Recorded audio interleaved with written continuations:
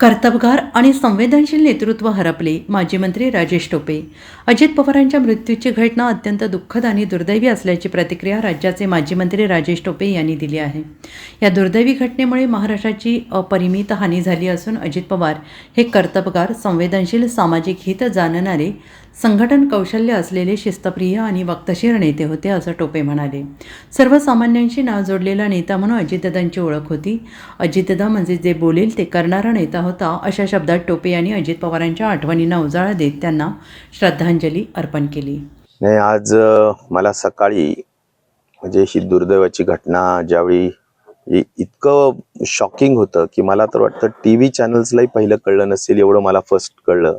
त्याचं कारण असं की आपल्या तालुक्यातला एक मुलगा बारामतीच्या एअरपोर्टवर स्टोअर विभागात काम करतो, हिसवनचा कुटे नावाचा, आणि त्याचा मला अगदी 7:15 7:30ला फोन आला.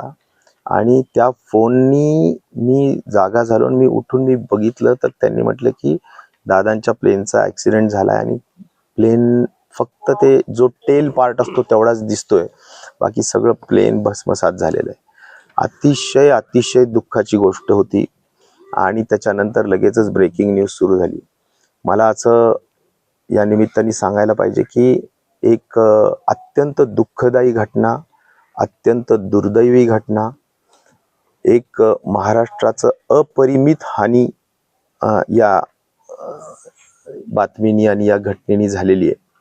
खरं म्हटलं तर एक अत्यंत कर्तबगार नेता, संवेदनशील नेता, सामाजिक हित जाणणारा नेता,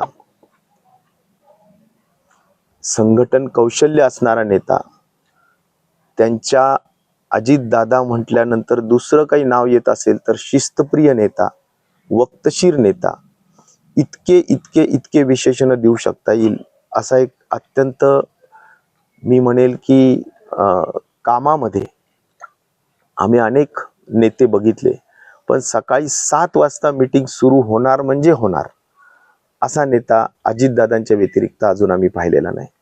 आणि त्यामुळं प्रचंड कामाचा उरक असणारा व्यक्ती, सामान्य माणसाशी, शेतकरी कुटुंबाशी, तरुणांशी नाळ जुडलेला नेता म्हणून त्यांना त्यांची ओळख महाराष्ट्राभर आहे. त्यामुळंच त्यांची लोकप्रियताही तशी होती.